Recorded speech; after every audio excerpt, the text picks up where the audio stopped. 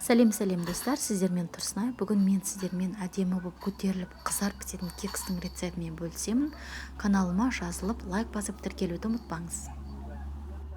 Кекстің жасалу жолы өте оңай. Бар болған 10 минут уақытыңыз бөлсеңіз, сізде осындай әдемі кекстер пісіп шығатын болады. Ең алдымен ыдысымызға қантымыз бен жұмыртқамызды қосып, біркелкі болғанша араластырып аламыз.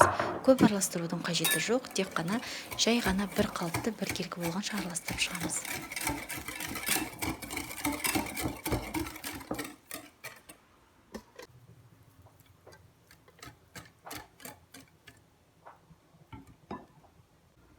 Осы қоспамыздың үстіне сұйық майымызды, болмаса сары майды қоссаңыздар болады. Және де оның үстіне сүтімізді, яғни жылы сүтімізді құйып, тағы да араластыратын боламыз. Және соңында разрыхитель қопсытқыш салып, қолда іртік болып қалмау үшін оны да қосып, тағы да араластырып, барлығы біркелкі болғанша араластырамыз.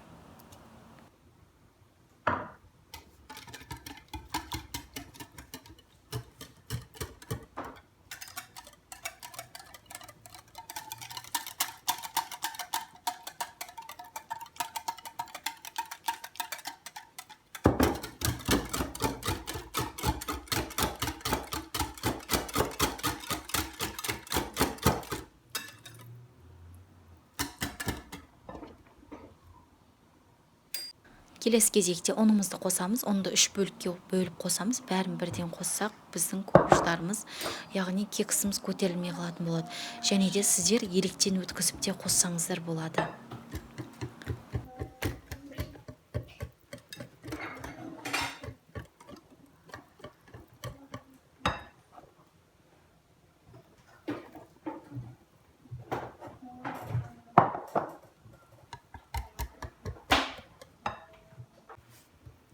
Міне достар, қамырымыздың несі сұйықтығы осындай мөлшерде болу қажет. Осы кексіміздің қамырын енді арнайы кекстің формаларына салып шығатын боламыз.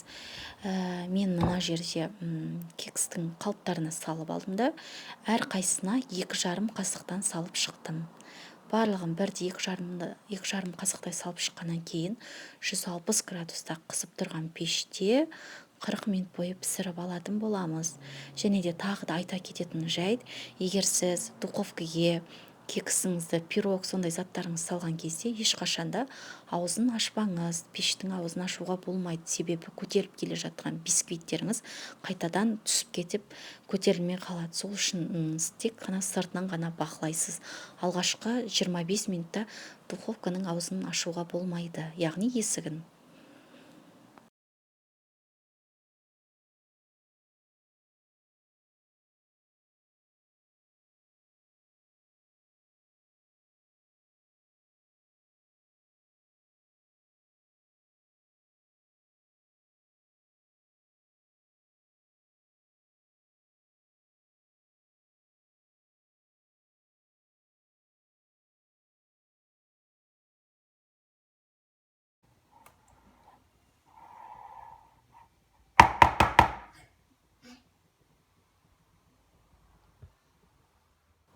Достар, міне біздің кексіміз пісіп шықты. Рецепттің құрамы барлық описание бөлімінде, және де сұрақтарыңыз болса комментарияда қалдырып кетіңіздер, міндетті түрде жауап болады.